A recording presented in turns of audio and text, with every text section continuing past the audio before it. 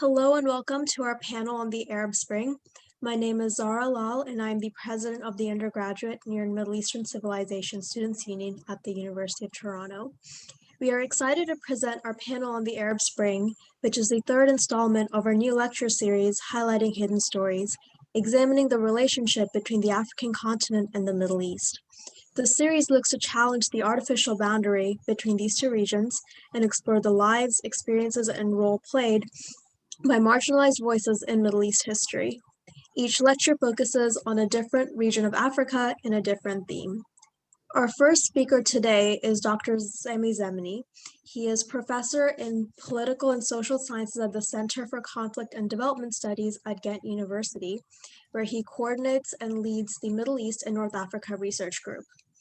His area of expertise is politics within the Middle East and North Africa region, with special reference to political Islam. He focuses mainly on developments in Morocco, Tunisia, Egypt, democratization in the Arab world, as well as conflict in the Arab world. Without further ado, I'll turn it over to you, Professor Zemni. Thank you. Thank you very much, Ms. Lal. And first of all, let me thank you and everyone at the NMCU for having me and giving me the opportunity to share some reflections on the Tunisian revolution.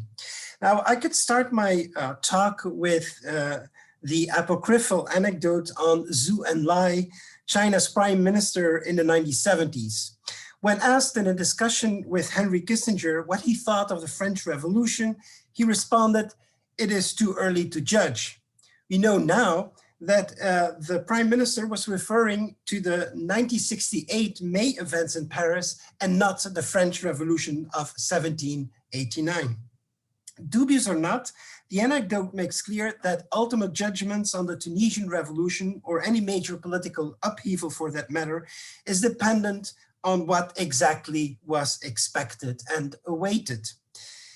Even if authoritarian reflexes haven't completely disappeared within certain parts of the state institutions in Tunisia, if one wanted primarily to unseat Ben Ali's authoritarian rule, then it's fair to say that Tunisia was by and large successful in throwing off the yoke of repression and coercion. If one primarily wanted the revolution to address the issue of social and economic inequalities throughout the country, it is obvious that social justice and demands for a life in dignity remain far away realities, as the country's post-revolution economic track record is anything but rosy. If we look upon the revolution as a longer process that is stretched over time, combining moments of major upheaval, but also less contentious moments of mobilization that are dictated by the ebb and flow of political and economic protests, then it becomes obvious that it is bound to be riddled with seemingly paradoxes and contradictory tendencies. Free and fair elections, but a fragmented political party system that is riddled with ego clashes and is growingly non-representative of societal cleavages. A massive consensus and discourse on the need to develop the marginalized areas of the country, but nearly a complete absence of any concrete economic plan that is implementable. A growing fight between the parliament and the president, and importantly, a growing number of clear infringements on the freedom of speech, something that was seen as one of the major achievements of the revolution. In August of last year, an article in The Economist was titled "Democracy's Growing Pains. In Tunisia, cradle of the Arab Spring, protesters want jobs. Nostalgia for the old dictatorship is growing." Now, it is true that a growing number of people are asking if the freedoms that were gained with the 2011 revolution were really worth it. What meaning do people attach to a new democratic constitution and new political institutions while their buying power is deteriorating and unemployment, corruption, and marginalization are on the rise? To say nothing on the still looming threats of terrorist violence. On the other hand, Tunisia is still hailed as the rare or only success story of the Arab uprisings amid a region still affected by civil war, humanitarian crises, and authoritarian backlash. Now, it is impossible to tackle these different issues within today's short presentation. So what I want to do is just to share some general reflections on the revolution and its outcomes. One of the most original publications on Tunisia before the revolution was the French scholar Béatrice Ibou's work, La force de l'obéissance, published first in French before the revolution, but translated only in 2011 as The Force of Obedience. Now, Ibou recognizes in her work the massive and growing repression of the Ben Ali regime throughout the 1990s and early 2000s, but she nevertheless stresses the fact that the regime's domination was by and large accepted and even desired by a majority of the population. She makes the claim that through a specific use of the economy and a specific Tunisian tradition of reformism, so-called Tunisianité, that has its roots in the 19th century modernization polities of the Bey, that the Tunisian people were not only subjugated, but also voluntarily submissive. But if obedience forced upon or wanted by the people is such an important characteristic of authoritarian resilience, what then can account for the major mobilizations that the country has witnessed, not only during the episode at the barricades between late 2010 and early 2011, but has witnessed ever since that moment in a cyclical wave of protests ranging from civil society urban mobilizations to spontaneous rural protests and demonstrations. The continuing mobilizations throughout the country, and even this month as we speak, there are still heavy major protests in the capital and in the cities of the south. Now, these continuing mobilizations are testimony to the fact that the Tunisian revolution was not only about securing new political freedoms and institutions, but was and is as much about social and economic development. The fact that the massive control of the population and the means of repression have made the wall of fear that existed before largely disappear shows that the people today is not afraid anymore to challenge the government. Now, we should not look at these continuous forms of mobilization as simply a proof of the failure of the revolution, nor conversely look upon it as a proof of the vitality of a nascent democracy, but rather as a struggle, an ongoing struggle over the form and course of the revolution. What we need then is to disaggregate the notion of the people by returning to the revolution. Mohamed Bouazizi's ordeal was, according to me, at least in my analysis, not so much the starting point of the Tunisian revolution, but rather a rallying point for different types of protest carried by different, spatially disconnected social classes to converge gradually in a national revolt. While the seeds of the Tunisian revolution can be traced back to the early 2000s or even much earlier, Bouazizi's self-immolation triggered a chain of insurrectionary events in which the people gradually emerged as a unified political actor. The emergence of the people as a more or less unified actor should not lead to a romantic analysis of the revolutionary events as if a good people was confronting its evil dictator. This depoliticized account of the events obscures their nature, renders them unintelligible, and cannot account for the different dynamics at work in the episode at the barricades, let alone understand the different types of mobilizations of collective actors involved in the uprising and comprehend the complex forces driving these historical events and what followed after. Even though the economic and social context was a crucial factor, the emergence of the people during the accelerated phase of political turmoil was not an automatic response to specific economic or social conditions. Not only material interests lay at the basis of the mobilizations, but rather a moral economy in which the people saw Ben Ali and his regime as having betrayed the social ethic, the unwritten contract between the ruler and the ruled. The cry for dignity meant that not only geographical boundaries from the interior of the country to the coastal areas, but also social divides could be bridged. The first, largely spontaneous protests gradually politicized, and as a movement grew in numbers and power, it became also more diverse in composition. In the end, the Tunisian revolution was supported by a very broad alliance of different social classes of Tunisian society. The combined force of the rural, marginalized people, of the workers, the urban poor, the civil servants, the middle classes, and even a part of the economic elite, as well as the gradual disintegration of a part of the regime, especially the army and security services, was strong enough to trigger Ben Ali's downfall. However, it was only for a short time that the encounter of individuals and social classes was able to overcome the cleavages and identity markers that separated them. The interclass alliance that was prominent during this revolutionary event was an outcome of Tunisia's political economy, in which during consecutive periods, the relations between state, capital, and labor were thoroughly restructured. What became more and more obvious is that the economic liberalization that was started in the 1990s led to a perverse system of crony capitalism that for many observers amounted to some sort of mafia-type economy.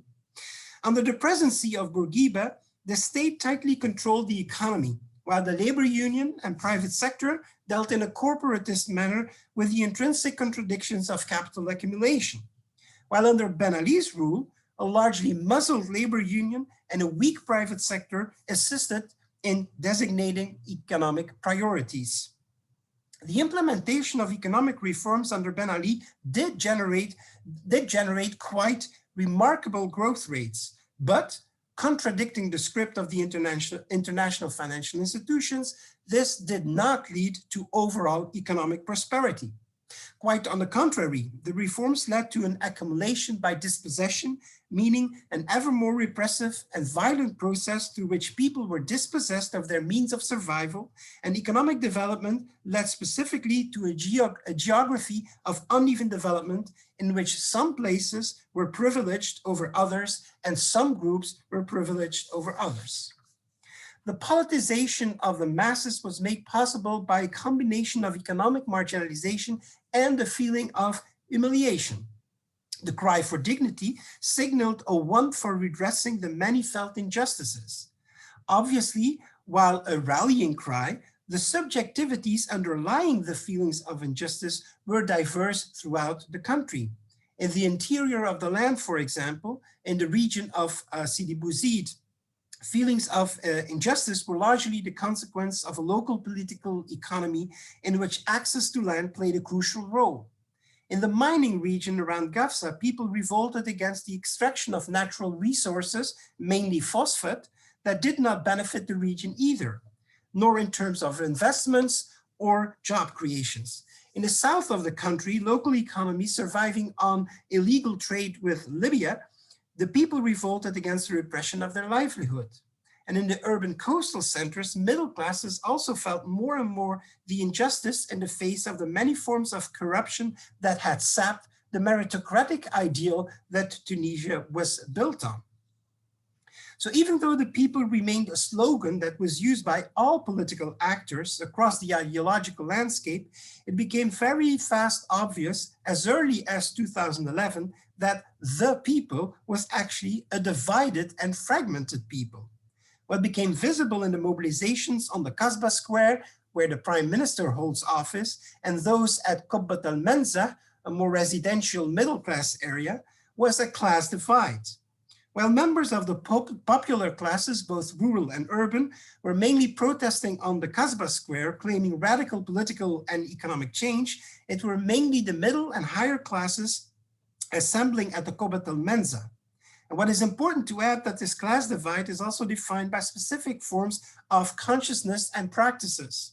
While people at the Kasbah spoke mainly in Arabic and used Arabic and Islamic symbols to define new forms of solidarity, for example, Islamists mobilizing for the first time as Islamists since the revolution, those at the Kasbah spoke mainly French. And while their slogans seemed to understand the necessity of welfare distribution, they nevertheless advocated for neoliberal economic models. Less, of course, the nepotism and corruption of Ben Ali's regime. They also turned quite quickly against the growing power of the labor union, the UGTT, as a campaign to stop what they saw as unwarranted strikes that would destabilize Tunisia further was launched. The class divisions, however, are juxtaposed spatially with economic and cultural cleavages. And these cleavages are not so much referring to clear ideological differences, but rather to specific ways of life that Malika Zeghal has aptly defined as the correct beliefs and conduct appropriate for post-2011 Tunisian society. And here I'm referring mainly to the tensions and the divide between the Islamist and the secular part of the polity, even though that should be defined better in the sense that many of the so-called secular forces, not necessarily laïque, like the French would say, they're not irreligious or against religion, but they indeed do adopt politics that are devoid of any specific reference to Islam.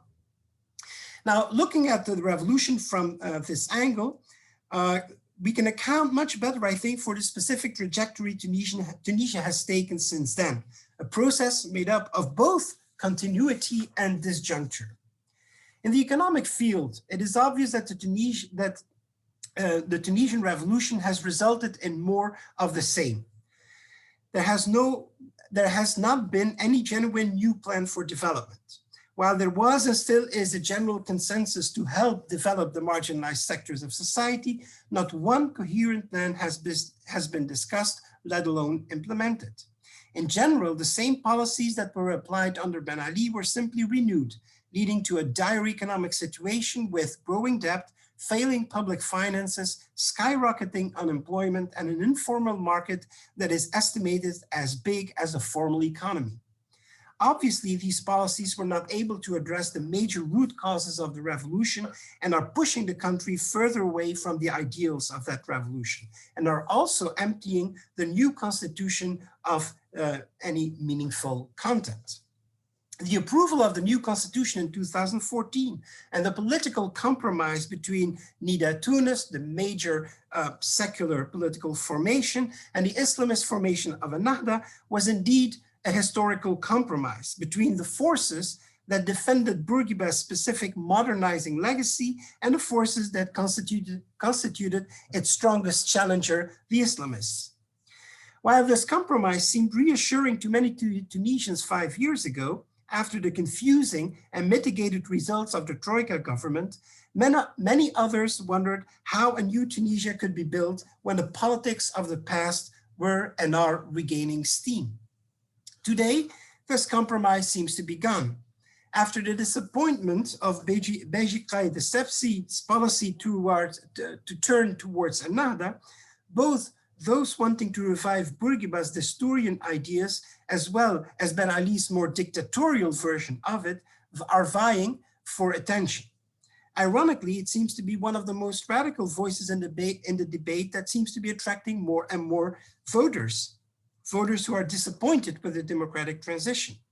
Abir Moussi, the president of the Free Desturian Party, is a sworn enemy of Ennahda, the Islamist formation, which he refuses to call by its name, instead using derogatory terms such as brotherhood, the Daesh people, or even terrorists. By rejecting the post-revolutionary regime and claiming its active role in Ben Ali's former regime, Moussi is betting on convincing a majority of voters that it is time to close the democratic gap and return to good old dictatorship. Abir Moussi, as a symbol of the comeback of ancien regime politics, is not the only politician that seems to radicalize and opt for a strategy of polarization. If the general security situation has clearly improved since the wave of attacks in 2015, there are still occasional attacks that prove that a radical and violent Salafist ideology continues to gain followers. As long as the political system does not reflect the cleavages that exist within society, it is highly unlikely that the growing number of people that do not feel represented by any of the parties and who are not interested in elections could be brought into the national fold. On the contrary, a growing number of people seem to be even more marginalized, humiliated, and are devoid of any possible future in the country. hence the growing number of youngsters who want to leave the country. For some of them, illegal migration to Europe might end in even more hardship, humiliation, and a general feeling of utter uselessness, leading some, as has been the case in the attack on the Cathedral of Nice in the south of France in last October, that can lead to terrorist violence.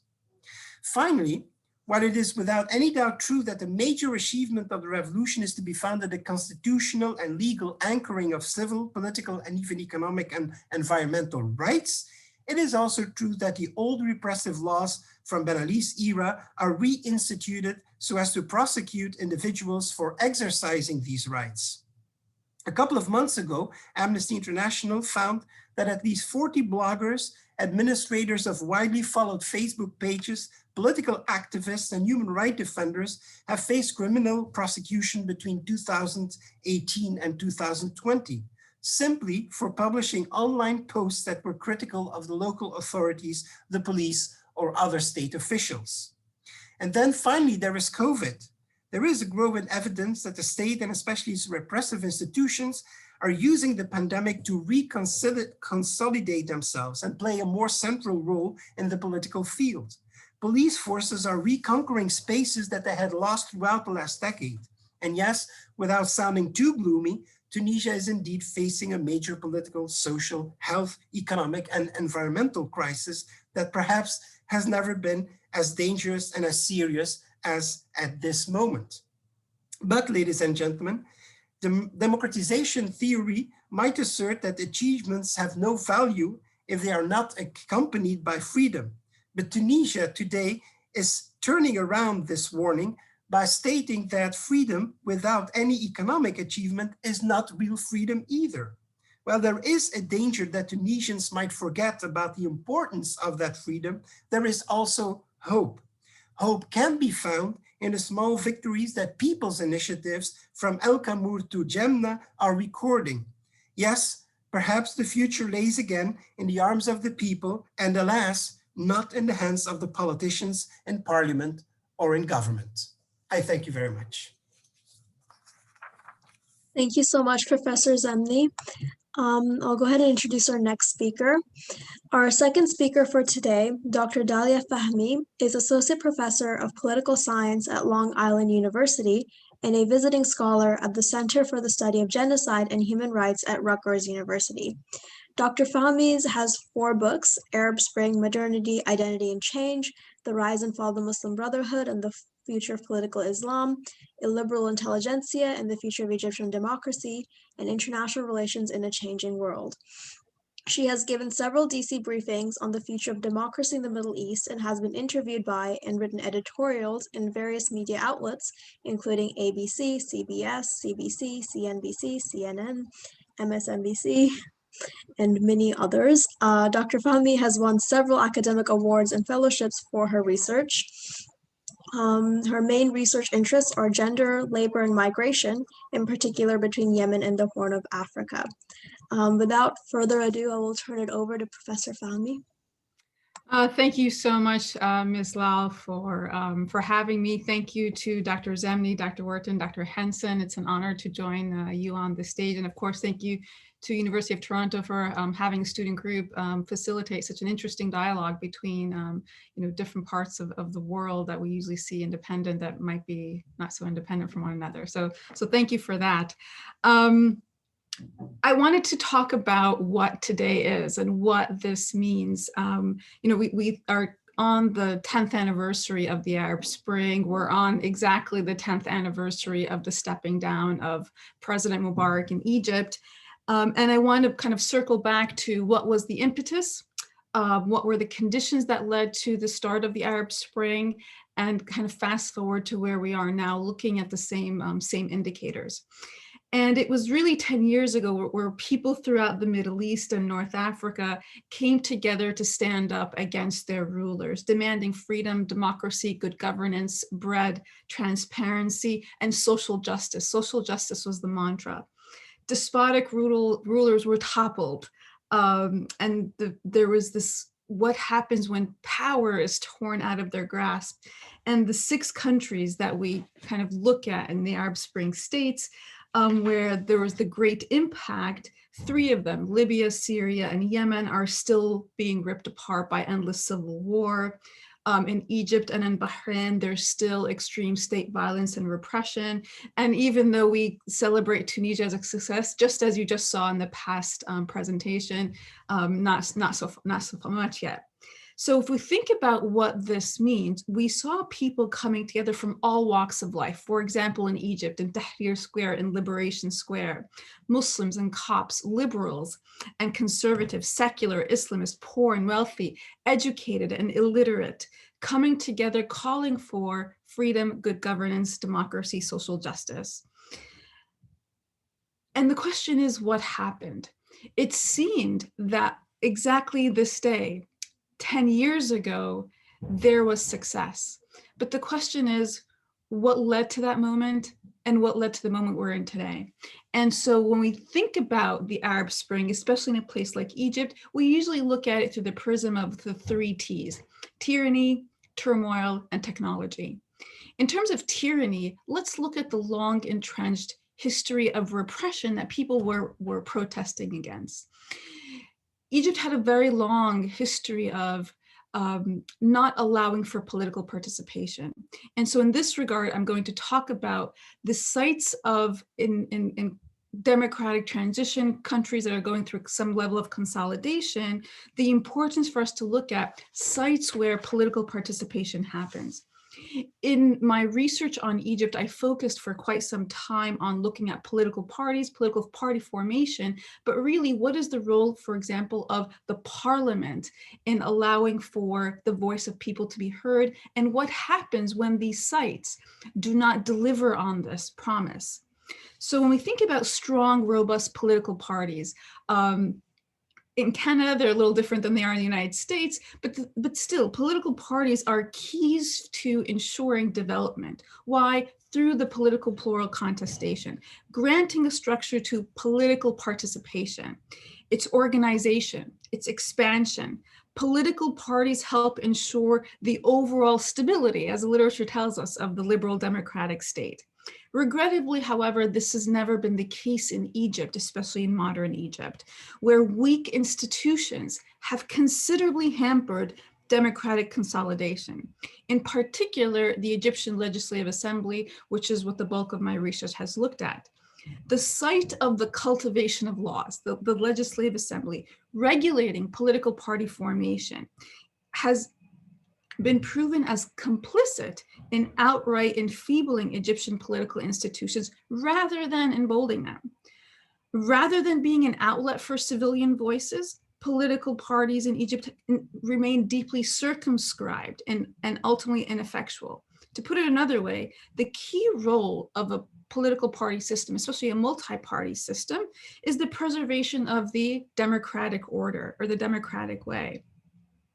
In Egypt, instead of doing this, what you see is enshrined and perpetuated repression of the public voice in that space. This is why you see structural illiberalism, that there is structural illiberalism in the way we look at the site of the parliament or the legislative assembly in Egypt. Throughout modern history, Egypt has proven largely unable of providing meaningful and outlet political opposition space. Since the overthrow of the monarchy in 1952 and the Free Officers Movement, the Egyptian state has ushered a secular nationalist republic, but not really carrying out the demands of the Republican government. Egypt held its first recorded parliamentary elections in 1866. And had a multi-party system until 1976. Since then, the 8 elections that have been held all the way up until 2010, and I want to focus on that critical juncture because it's right before 2011, have not led for, while there's seemingly semblance of free and regular consecutive elections, they've proven far from truly free and fair and competitive. And while competing political parties and groups do carry a range of ideological orientations from secular and liberal to leftist and Islamist, ultimately the control of the parliament has always been in the hand of the ruling National Democratic Party. In fact, the deficit here that we're looking at is the decay of democracy in that institution. The hard-won stability that we look at in the literature put in jeopardy rapid social change, institutional rigidity, and organizational complicity.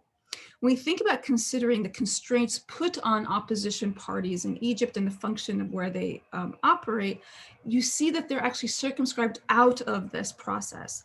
The primary aim of institutions under authoritarian regimes is to ensure that state-society relations are controlled.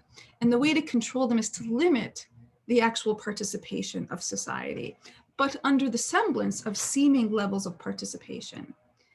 Now, the parliamentary site, this institution in many ways becomes the site of contestation because it becomes the preferred site for political opposition groups to challenge the regime.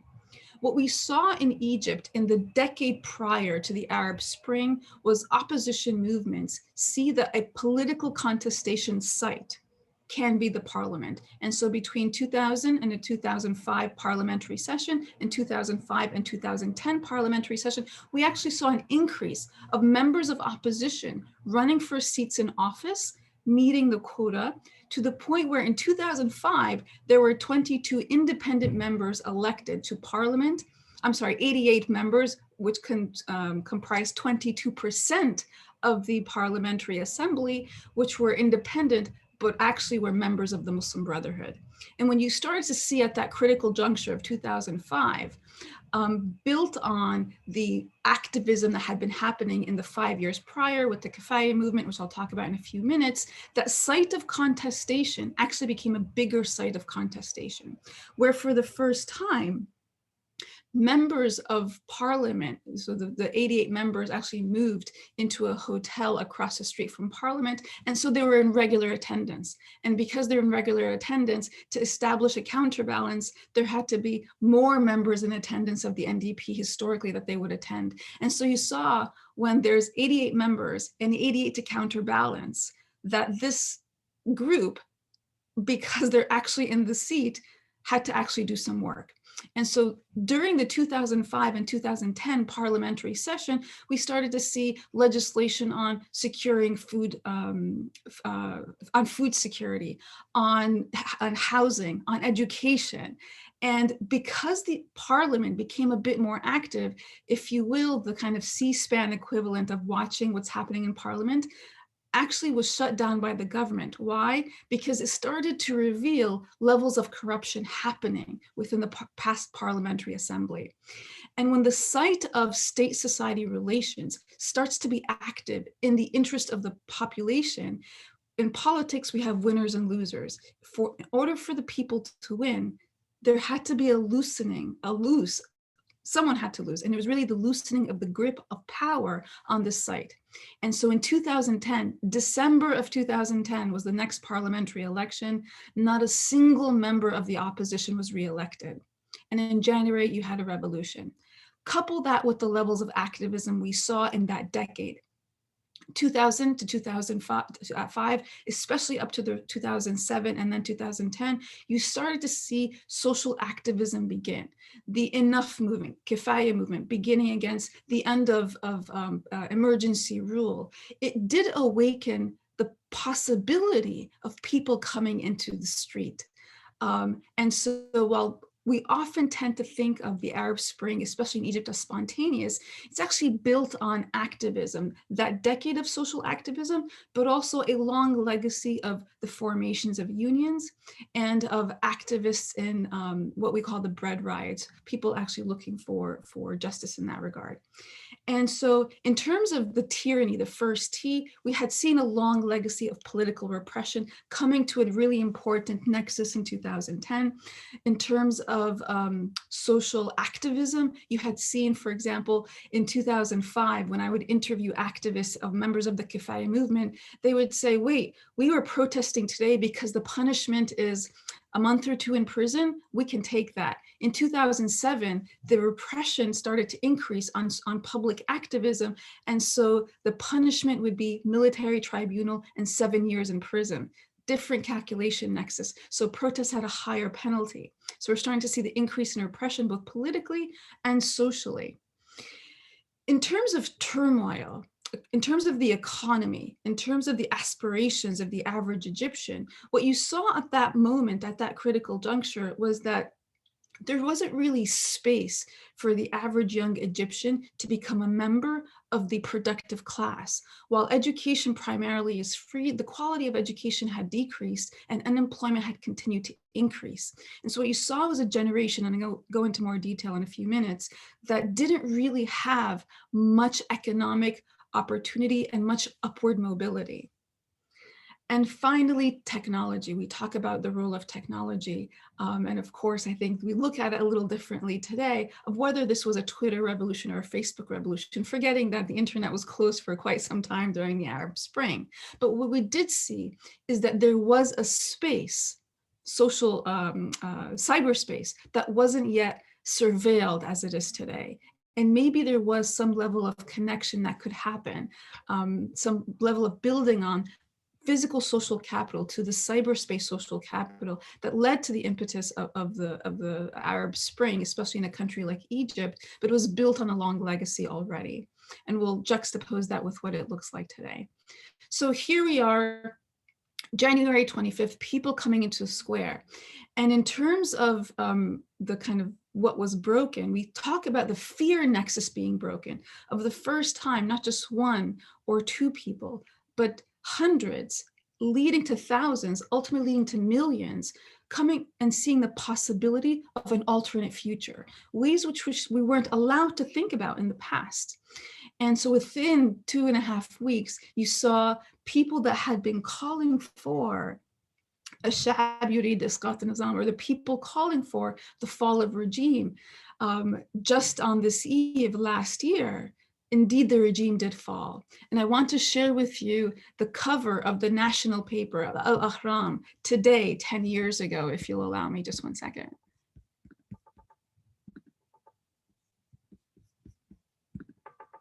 And so this is the cover of Al-Ahram, the national paper today, where up here it says, Al-Shab Asqat al-Nizam. The people did bring down the regime. So they had been calling for the coming down of the regime. They didn't indeed achieve it. And here the national paper that had been the mouthpiece of the state is actually, and had been covering the revolution for 2 weeks, is now actually declaring the people indeed did bring down the regime. 1 second. And so while much of the world and the country was euphoric, I actually remember it was a Friday, calling my parents for the first time to congratulate them on the reclaiming of the country by the people. What I didn't tell them is, well, the kind of military let it happen. And so what we talk about in terms of what led to the revolution, what we don't talk about is what actually let it happen. And if you juxtapose that with what the situation, the 3 T's look like today, we can begin to talk about, in a more concrete sense, looking back at this 10 years, seeing what might have gone wrong, and asking ourselves today, is this a moment that is over? Or is this a moment that, was that a moment that is over? Or is this a moment that continues until today? And what could the possibility of the future look like? So what I want to do now is look at what Egypt looks like today on those 3 T indicators and ask ourselves, what does the future hold? And I'll throw out some questions that we could possibly discuss towards the Q&A period. So if you look at those 3 T's, the tyranny, what does society look like at the social and civil and political level? Today in Egypt, there are upwards of 60,000 political prisoners. The regime, instead of having to build schools and infrastructure in terms of fortifying society, what you see today is the regime has had to build upwards of 16 new prisons to simply accommodate the amount of political prisoners they have started to handle. What was once described by Amnesty International as generation protest, actually this generation was on the cover of Time magazine. The Time Man of the Year was this generation in 2011. Generation protest is now known as Generation Jail, where much of the political activists that led to the Arab Spring, Ala Abdel Fattah, all of these figures that we were following on CNN and Al Jazeera are currently in prison. When we think about the indicators of repression, for example, torture, the Egyptian Coordination for Rights and Freedoms finds that annually since 2013, for example, the military coup, there are upwards of a dozen cases of documented torture. 1,250 people in the past year have disappeared in the basements of Egyptian jails, disappeared. Families don't know where they are.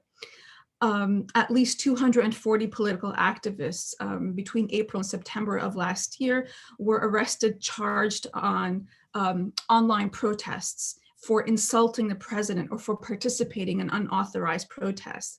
We've seen mass unfair trials, mass death sentences, targeting protesters, journalists, and human rights workers, where this has really become routine. Sweeping death sentences, the closure of non-governmental organizations and civil society organizations. For example, the Nadim Center, an NGO offering support to survivors of torture and violence. Much of these that have been investigated since 2013 have been either sentenced or shut down and had their assets seized. The seizing of assets of feminist organizations, and hopefully someone in the Q&A asked me about the gendered notion of authoritarianism and protest. The freezing of NGOs or feminist organizations has also been one of the patterns. Attack on press freedoms, including not just the jailing of 18 or 20 international journalists, but the fact that today what used to be independent press, but today all press in the country of Egypt is under the auspices of the security agency. There is no independent press. The sites that do, for example, Mada Masr, do through an alternate proxy, and they're actually blocked in Egypt. So what Egypt has been able to do is block 434 websites to filter Egyptian user content, including Mada Masr and Daily News Egypt. The Minister of Justice has referred 2 judges to disciplinary hearings for participating in workshops by the Egyptian human rights group to draft a possible law against torture. Between 2014 and September of 2017, we have seen 15,000 people sent to military courts, and over 150 of them are children. There's no real adjudication of the law.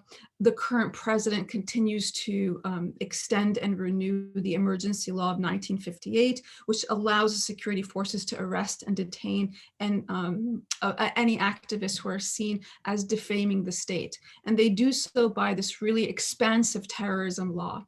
The expansive terrorism law has allowed for anyone who's deemed as saying anything outside of the state mantra is defaming the state, and all of this comes under the terrorism law. When we think about the economic turmoil that the average Egyptian faced historically, we talk about Egyptians historically, 20% of them living under $2 a day. Today, according to the World Bank, 70% of Egyptians are either under poverty or on the brink of poverty. Almost 2/3 of the population is under the age of 29. Among the youth, 15 to 24, unemployment is upwards of 60%. Now, between the 1970s and 80s, an Egyptian entering the labor market with a secondary education or higher had a 70% chance of securing a public sector job. Today, it's 15%. The Egyptian pound continues to be devalued and with flotation of the Egyptian pound, that continues to happen. If we look at all of the projects for growth and success, what they've led to is a tripling of the internal debt and a tripling of external loans. And the promises of the expansion, for example, of the Suez Canal and the taking money from the population to expand the Suez Canal has not led to the promises or to the building of a new capital or building alternate cities. With the promise of a different future for the Egyptian people, not a single one of these schemes has led to economic growth. And so historically we have talked about in terms of crony capitalism, today has become the status quo. Now, if you look at the final one, which is technology. As I mentioned earlier, we talk about the role of Facebook, Twitter, but really of this alternate space being where people can interact. Today, the regime has learned that, and the current president said, in I believe 2014, that he said it's going to take us a while to overcome the media openness that has existed in Egypt in the previous 2 years. It might take up to 10 years. And so a level of repression has to decrease in media, but also increase in surveillance. And what has become the site of surveillance in Egypt today? It has become cyberspace, where posting on Facebook, sending out a tweet that is insulting to the regime or against the state can actually lead to imprisonment. And so this is where you see the next swath of political prisoners coming from. So for example, if you are someone on Twitter with over 5,000 Twitter followers, you're seen as someone who can influence public opinion. If you tweet against the state, you can be arrested under the terrorism law.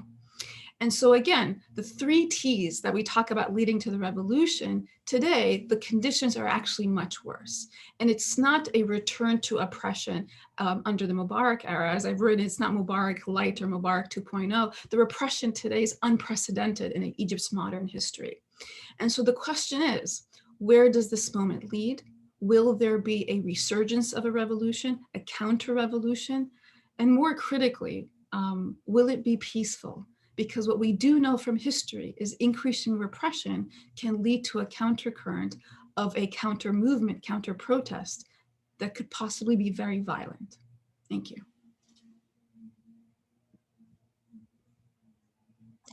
Thank you so much, Dr. Fahmy.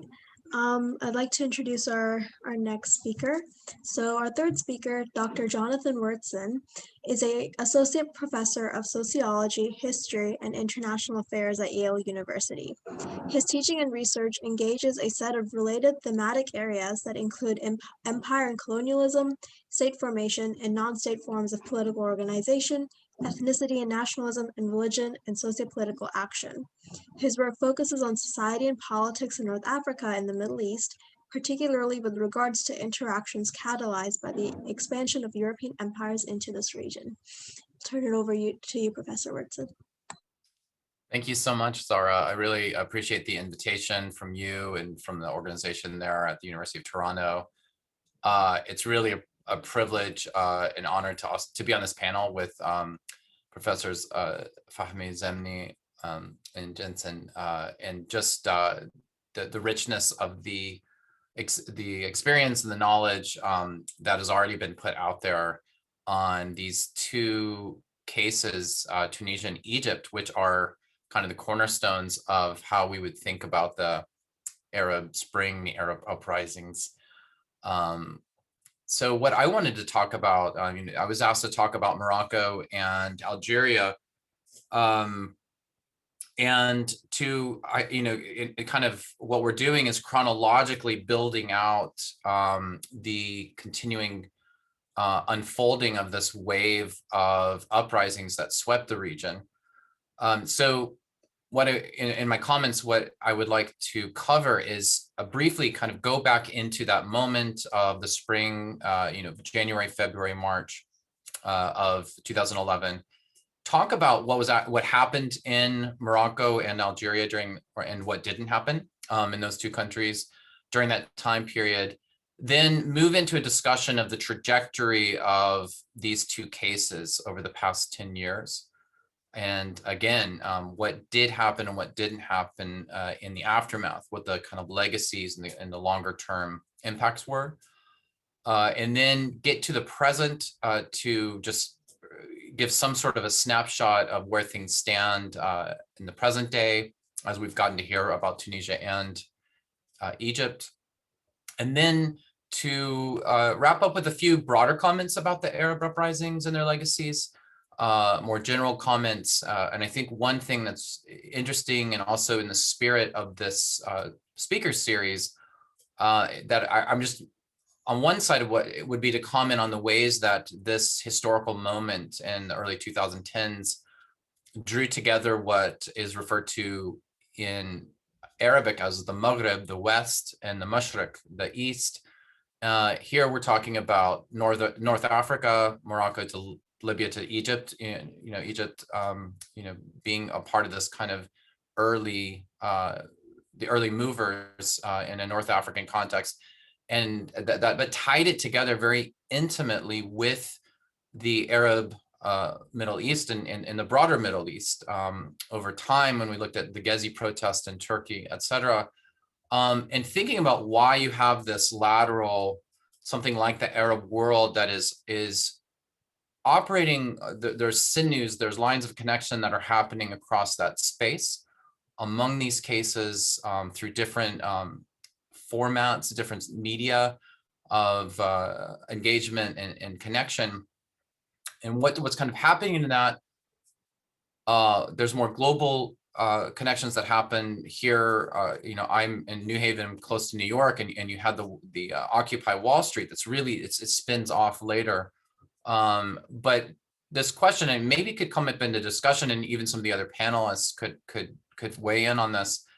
But the ways that this does not tie within the African continent, the kind of questions of the degrees to which North Africa and Sub-Saharan Africa are and are not connected, and what kind of political resonances or transformations that happen. We don't have someone who's talking about Libya, but that would be an example to maybe draw in some of the broader implications of the Arab Spring trans-regionally, outside of the individual container of Tunisia, Egypt, Morocco, Algeria, et cetera, but what's happening into Europe, southward into Sub-Saharan Africa, and then into the Middle East and elsewhere.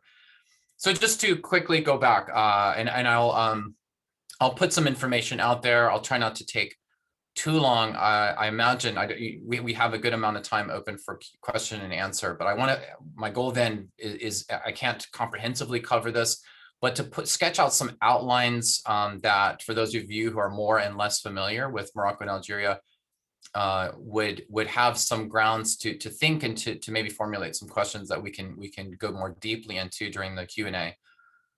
To be very, to start at a very basic level, you have two countries. These are the France and Germany, the two powerhouses of North Africa, the further west beyond Egypt, that are, together with Tunisia, they're all colonized by the French during the 19th and early 20th centuries. Morocco and Algeria have roughly similar populations, 37 million in Morocco, 43 million in Algeria. A lot of common heritages, a lot of similar demographic sort of distinctives in terms of the language, culture, religion, upwards of 99% Muslim. There's a historical non-Muslim population, would be a Jewish population in both countries that took different trajectories in the 20th century. Both of them have a split between linguistic split between Arabophone, first language Arabic speakers, and those that speak Tamazight or Berber. So you have the similar colonial legacies, et cetera. A very important distinction there is that in the two countries, in terms of political systems, what happens as a result of 132 years of colonial intervention and impact in Algeria is the experience of the Algerian war for independence is the creation of a republic, a single party dominated republic. It's dominated by the National Liberation Front, the FLN. After independence in 1962, it gets consolidated under a constitutional arrangement that preserves the power of that party, which has more or less, it is literally referred to as le pouvoir, the power, the deep state, et cetera, that has held the reins there since. Morocco, for a range of other, it's a longer story of why while the French are colonizing both of these two countries, in 1912, when the French go into Morocco, they preserve the monarchy that existed in the country, whereas in Algeria, they took out the dynasty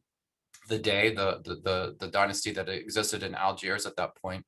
But the Alawite monarchy is preserved by the French in Morocco, and they uniquely in the rest of the region, are a monarchy preserved by the colonial power that survives both colonization and decolonization. If you look at the case of Egypt, for instance, that Dalia was talking about in the officers' coup, they take out the Husseinid, the Khedive, the King Farouk that was in place, that the British kept in power. Similar things happen in Iraq, but in Morocco, the monarchy survives both of those for complex reasons. And in this early constitutional critical juncture, this moment after decolonization, when the political game board is being set, the monarchy is able to successfully position itself against the nationalist party and some of the other Moroccan political parties that emerge as a predominant force. And so what you've had in these two countries are two constitutional setups that have parliamentary representation, but that in effect, the real power is being exercised by this kind of deep state in military dominated deep state in Algeria, and in Morocco by the monarch himself. So moving up to 2011, this is a political context for what may or may not happen. And one of the things I don't have to explain, I can kind of nicely set to the side, is causation. Why did things start to happen in Morocco and Algeria in the spring of 2011? It really directly is a domino effect that's starting to happen because of the initial, the falling of the domino in Tunisia. I was in Morocco in 2011, and that year I was on a leave and living there that academic year, and through the fall and the spring, and we were, as everyone else in the country and everyone else in much of the rest of the region, just glued to our television every day, every night, watching Al Jazeera, watching Al Arabiya, watching CNN International, watching BBC, etc. First, just being shocked by what was unfolding in Tunisia, and then as it started to gain momentum in Egypt, and this sort of stage that set out in Tahrir Square, and watching this drama unfold, and then seeing Mubarak being deposed, having seen Ben Ali get on the plane to go into exile in Saudi Arabia, just creates a sense of expectation and a sense of possibility that it's a decade later, trying to get back into that moment, given what's transpired since then. It's important to recognize the possibility that is thinkable at that moment.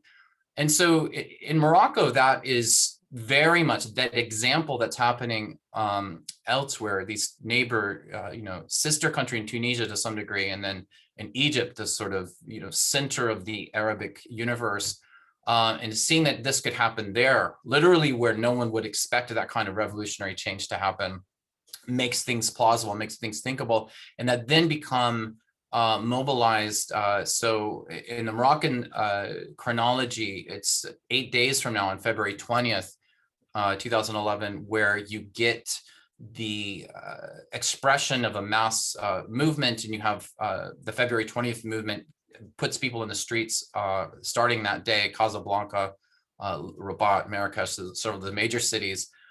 They release a Facebook video that has 20 or plus Moroccans, all different backgrounds, men, women, etc., speaking in Arabic, speaking in French, speaking in Berber, that are listing claims. They're listing a kind of set of grievances, a framework that range from economic and kind of political justice, ethno-linguistic cultural recognition for the Berber side, for Tamazight, gender rights, etc. But very significant what happens in the Moroccan case is there's not this same repeated chant of the people want the fall of the regime. They're very carefully setting aside the monarch, the king, and preserving a kind of somewhat of an inviolability of that institution, but they want revolution, a kind of serious reform within this case. And so through that spring, to February 20th, February 27th, March 3rd, whatever that next, they're protesting on Sunday. So you have this sort of this rhythm, this repetition of mass protests that gains steam very quickly. What you also have is the state, right? The monarchy in Morocco. This kind of gets thrown together as a the word Wyrtzen is a word that refers to this power structure, elite power structure centered around the king, has the advantage of having learned over the past 2 months what's happened in Tunisia and Egypt, and quickly tries to intercept and to intervene to preempt some of the processes that happen elsewhere by going on television on March 8th or March 9th with takes over all of the airwaves, and the king issues, delivers a speech that himself lays out a proposal for a dramatically, at least on paper, a reformed constitution, and tries to preempt, in a lot of ways, a lot of those claims, those demands that are being made on the streets through the protests. That's March 9th. He convenes a constitutional committee that it's not the kind of process you have in other cases, including the United States, where you had a representative, somewhat representative constitutional convention that gathers together and hammers out a negotiated settlement. You have the king handpick a committee that then drafted this constitution that through April, May, June, and the king has set a date that there's going to be a referendum on this in July, is working out the terms of this behind closed doors with some consultation with political parties on one track. And on the other track, the state is intervening through violent repression, through attempts to divide and rule, to co-opt the leadership on the street of the February 20th movement that is continuing to get more and more active participation across the country. This is not just in major urban areas. I remember being in the very far south of Morocco in a very small town, which is actually in the heartland of where the dynasties, the cradle of the dynasty in the far south in the Tafila region in Rissani, on a Sunday, and just waiting because there's this big protest parade that's going down the street in one of the smallest venues you could possibly imagine. There's very broad support of a massive Moroccan desire for change, for political, economic, judicial transformation there. But effectively through that spring, I'm going to try to pull together that moment. But by June, there is this constitutional revision process has run its course, and they deliver, they basically announce and just disseminate this constitution that then receives, on the referendum in July, receives upwards of 97% approval. So that's that exact first moment. And you have a king, the state actor reacts very quickly. In Algeria is a separate trajectory that happens there, a separate scenario. Obviously, similarly, around the same time, there's a delay from the Tunisian and Egyptian example that's happening. But then you do start to have some protests in Algeria that they do not gain near the traction, they're not near as large, et cetera, as you get in the other cases, including as large as Morocco. So really one of the questions that is posed in Algeria is, why didn't something happen there? Why do you not have the same sort of an Arab Spring? It's not to say there was nothing that happened in Algeria, but it was not of the similar magnitude. And there's a lot of reasons there, and we could talk more about this in the discussion, but some among the reasons are that Algeria basically 20 years earlier, in the early 90s, went through this Arab Spring moment with massive popular mobilization, and that then kind of degenerated into with the response of the state to that repressive response of the state into a 10-year civil war. And so the traumas and the kind of experience of that, this is one of the cases, is basically puts the Algerians in a much more cautious position in terms of how much pressure they're going to apply. That said, there were protests. You did get a much later response by Bouteflika, by the president.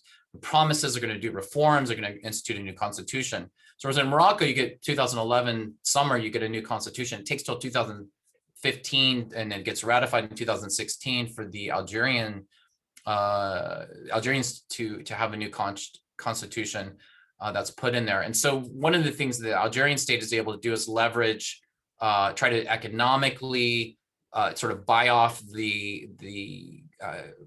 not basically mitigate some of the pressures against that by lowering prices, kind of putting in price supports and subsidizing food, fuel, et cetera, plowing more money into that.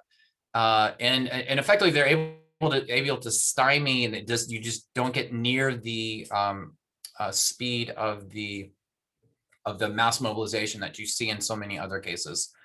I just want to put another moment, just to make one more comment about this early period, the actual moment of the Arab Spring, that literal spring of 2011, that I think is significant, and just seeing it from viewing it from the farthest west of this Arab community, Arabic speaking imagined community. It is, over 20-ish years of going back and forth and being in significant periods of time in Morocco. It's the time it was so strongly a moment of identification and solidarity across the breadth of the Arab world, from Morocco to, even to Bahrain, across the breadth of that. This solidarity is seeing and feeling a kind of community with the Tunisians, with the Egyptians, as you get protests in Libya, as you get protests in Syria, as you get protests in the Gulf, and then perhaps in Yemen, viewing that as a kind of combined imagined community. I think there was something very unique there, of a shared kind of, this is related to some of those comments that Professor Fahmy was talking about, in terms of technologies that allow for a social space that's thinkable, it's imaginable, it's operatable there. But something that starts to break down is kind of, and another thing I want to share about this is a sort of expectancy, where there's this kind of, it was kind of spreading around the city, like each month another one of these dictators is going to fall. You had Ben Ali in January, and you had Mubarak in February. March is going to be, Gaddafi's coming up, and Assad is going to come up.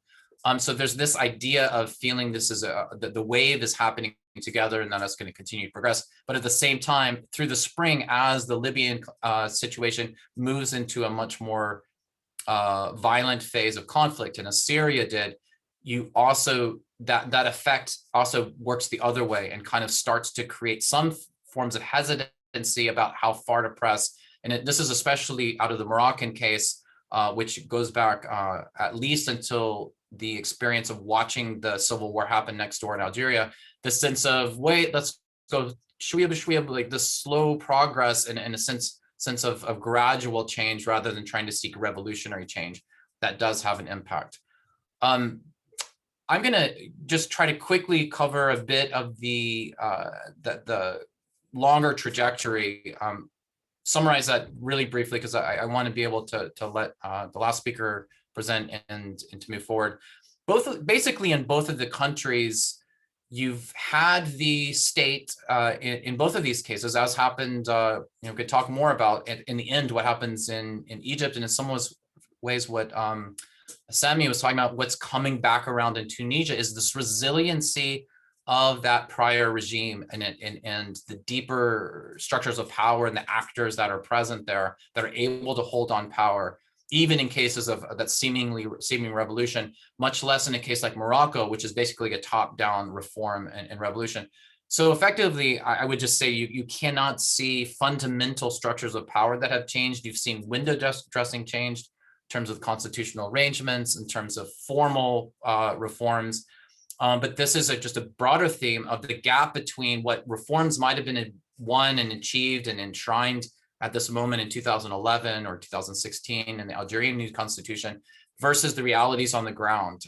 And so on that count, I think you just see this overall trajectory in which the Moroccan state, I think in particular, has really started to just ratchet down its controls on civil society. This is very obvious in the crackdowns that they've been implementing against the press and several of any critical voices that are in the press that are getting arrested through trumped up charges about sexual impropriety or fraud or these other kind of means through which the state is able to tie them up into these legal quandaries in addition to actual incarceration. And so a kind of reimposition of some in Morocco, what's referred to as the years of lead, which is the more authoritarian repression that happened under the prior king, Hassan II.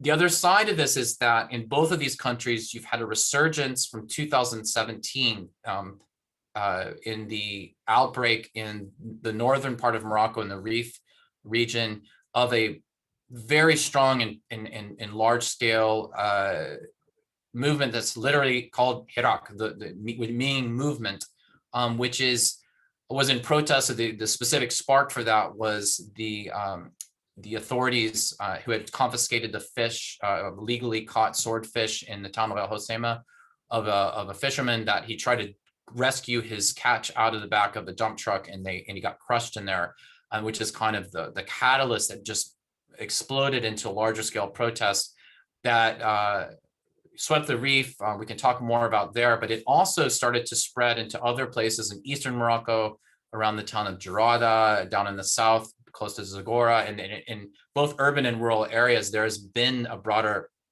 bottom-up kind of push of continued dissatisfaction with the status quo and a demand for justice, for respect, et cetera, for dignity against the denigration that's happening on the part of the state actors. And similarly in Algeria, you have what have been the largest mass protests in the country's history since the War for Independence, the Hirak movement there, which successfully was able to get the president Bouteflika deposed. But in both of these countries, you still have a status quo where fundamental change has not occurred. You get this sort of persistence of these practices that remain in place. In 2020, over the past year, with what's happened with COVID, this was a really insightful statement that Professor Zemni brought up about Tunisia, is the fact that COVID gives the state all kinds of mechanisms to re-enter spaces, or to in the name of public health. And I'm not saying that they shouldn't necessarily do this, but it is on the state level of its ability to control populations and to eliminate the possibility for mass protests that were the lever, the leverage that that civil society has had to try to visibly provoke change in mass, marches in Algiers, or be it in Algiers or in Oujda or in, whichever city. COVID has created a whole different sort of opportunity context there. So I'm just going to wrap up with my last comments, referring to the broader, I guess, significance. You can take the Moroccan case, the Algerian case, and I just think there is, and this is to put out into some of our later communications, which is in a historical evaluation after 10 years, like what was possible, what was impossible, what was successful, what was a failure. Those are difficult, challenging, difficult type of questions that have, they're nuanced answers to that. But I think it is somewhat obvious that the both promise and the power and the fatal weakness of the forms of protest that emerged in 2011 were that these movements were able to use a variety of technologies and different organizational structures to create really wide, flat, horizontal, like fronts or umbrella movements that brought massive amounts of people into the streets to protest for change. That networked kind of flat structure, which did not have did not have a very legible or visible core hierarchical institutional leadership structure, we're not able to sustain, and we're not able to, over time, successfully challenge those, the incumbent advantages that the actual states in the region had. So you do have some cases, Libya, Yemen, Syria, for a long period of time, that they were able to overthrow that other regime. This was like the best case in some sense. It's just like the most radical change that happened there. But to actually replace that permanently with another viable institutional structure has not been possible. And in other cases, Morocco, Tunisia, to some extent, Tunisia, we can talk more about Egypt, etc. Serious challenges, maybe serious responses, but in some ways a persistence of that earlier regime of power, that earlier status quo. And so I'd put that out there, and then also just maybe I would love in the following discussion to talk about the degrees to which this does and doesn't connect to what's happening elsewhere in Africa, given the overall theme of this series. Thanks so much. Thank you so much, Professor Wyrtzen. All right, I'll go ahead and introduce our fourth speaker. So our fourth speaker, Dr. Jens Hanssen, is Associate Professor of Arab Civilizations, Modern Middle Eastern Studies, and Mediterranean History. He is interested in the connections between intellectual trends and urban culture, the rationalities of Ottoman rule in the Arab provinces, and translation and traveling theory. He is co-editor of the OUP Handbook of Contemporary Middle Eastern and North African History, 2 volumes on Arabic thought beyond the liberal age. His book publications include Fin de Cycle, Beirut and History, Space and Social Conflict in Beirut. Right, I'll turn it over to you, Professor Hanssen. Did you need me to share the video first, or? Not yet. Let me. Yeah. Hi everyone. Thanks for having all of us. Zara, in particular, thanks to you. I think we will miss you next year when you're gone. You've done a tremendous job, as have all of your colleagues. I'm mindful of the time. In fact, I'm also quite tempted to just sort of blend in the background. If it weren't for one aspect that is dear to me, and I want to use this moment to commemorate a. Oh, I've been disabled. Can you make me co-host again? Because the other thing is I keep getting booted off. I don't know how others fare. It might be a weak. Might be my connection. So if I do get booted off, carry on as the Brits do. Okay, so you just go to Q&A. It's totally fine. I just did want to share something that in some ways is the latest sort of terrible turn of events that perhaps started in 2010, 11. Since that time, we have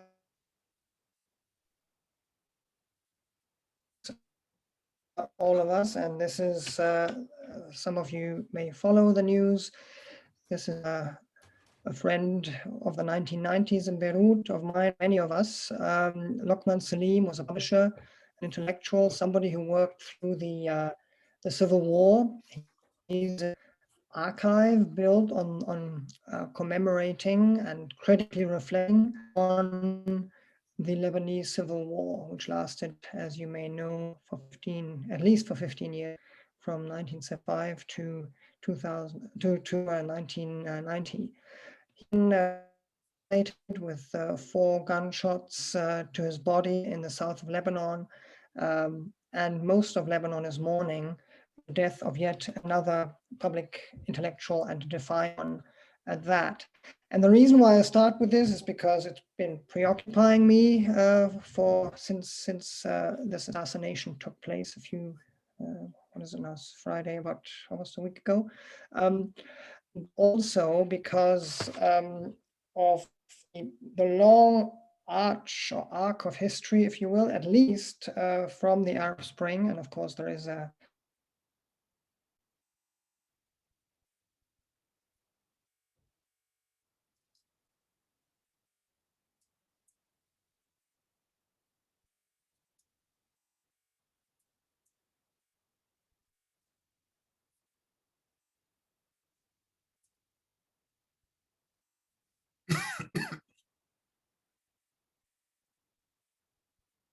to 4 sort of revolutions, as I would call them, in countries that were not affected, at least not to the same extent as those countries where you had uprisings and revolutions in 2011. And that is Sudan, Algeria, Professor Wyrtzen talked about that a little bit, Lebanon.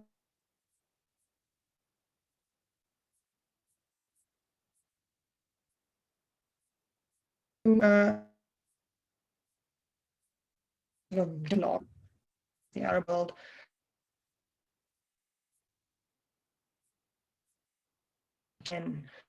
I identified revolutions or upheavals of a sort of conceptory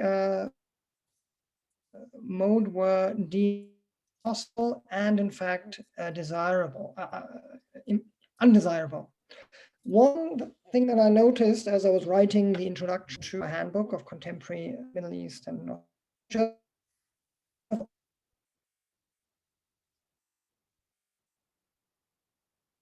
spread, the indicators always indicate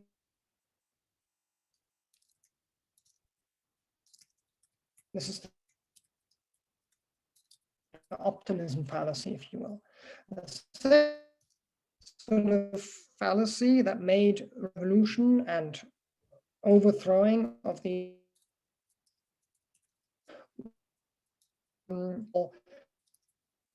and in human development in